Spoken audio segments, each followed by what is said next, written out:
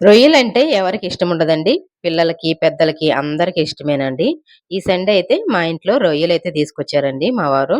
నేనైతే రొయ్యలు 65 చేద్దామా? లేకపోతే పులుసు పెడదామా? అని చెప్పేసి ఆలోచిస్తూ మ్యాగ్నేట్ చేసి పెట్టాను. ముందు ఉప్పు, కారము, పసుపు ఇవన్నీ వేసి మ్యాగ్నేట్ చేసి పెట్టామంటే ఏం చేద్దామని చెప్పేసి ఆలోచిస్తున్నాను. ఆ తర్వాతొచ్చేసి ఇందులో అల్లం వెల్లుల్లి పేస్ట్ కూడా వేసి మ్యాగ్నేట్ చేసి పెట్టాను ఒక అరగంట సేపు.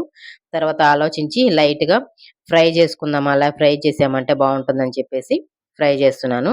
ఇందులో వచ్చేసి నూనె పోసిన తర్వాతొచ్చేసి నూనె కాగిన తర్వాత జీలకర్ర, ఆవాలు, కొంచెంగా మెంతులేసానండి. ఒక 4, 5 మెంతులైతే వేశాను. ఎక్కువగా వేస్తే కూరనేది చేదుగా ఉంటుంది. తర్వాతొచ్చేసి ఉల్లిపాయలు ఒక ఉల్లిపాయ అయితే సన్నలుగా తరిగాను. పచ్చిమిర్చి ఒక 4 అయితే వేశానండి. నాన్ వెజ్ కాబట్టి నీసు వాసన అనేది లేకుండా ఉంటుంది.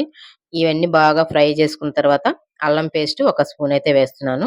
అల్లం పేస్ట్ ఆల్రెడీ మనం రొయ్యల్లో వేసున్నాం కాబట్టి ఒక స్పూన్ మట్టుకు వేస్తున్నానండి. ఇందులో టమాటా కూడా ఒకే ఒక టమాటా వేస్తున్నానండి. ఎక్కువగా వేసామంటే మనకి వేపుడనేది తియ్యంగా ఉంటుందండి. అందుకోసం అని చెప్పేసి ఒకే ఒక్క టమాటా అయితే వేస్తున్నాను. ఇవి కొంచెం బాగా ఫ్రై అయిపోయిన తర్వాత మనం మ్యాగ్నేట్ చేసి పెట్టుకున్న రొయ్యలు బాగా ఉప్పు, కారం బాగా పట్టుంటుందండి. ఇప్పుడు మనం వేసి కలదిప్పామంటే బాగా ఫ్రైకి బావుంటుందండి. ఈ రొయ్యలొచ్చేసి మనకి గోంగూర వేసి చేసుకున్నా బావుంటుంది. అలాగే 65 కూడా అలాగే నూనెలో వేయించుకున్నామంటే ఇంకా చాలా బావుంటుందండి. నేనైతే ఇప్పుడు టమాటాలు బాగా వేగాయి కదా!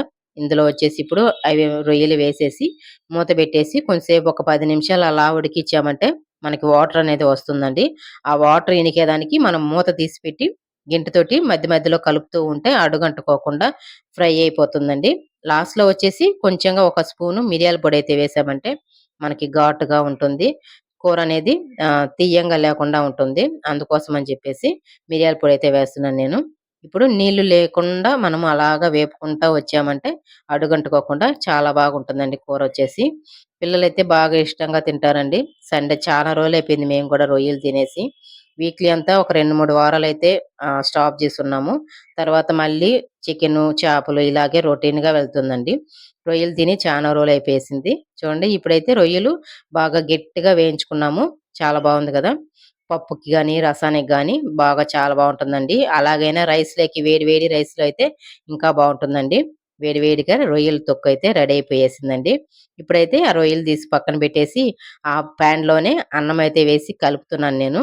అలా కలుపుకొని తిన్నామంటే ఇంకా టేస్టీగా ఉంటుందండి. మన కూర కన్నా ఈ రైసే చాలా బాగుంటుందండి. ఎప్పుడైనా నాకిష్టము ఇలా కలుపుకొని తినాలని చెప్పేసి. అందుకోసమనే కలుపుతున్నానండి. చాలా బావుంటుందండి. సూపర్‌గా ఉంటుంది.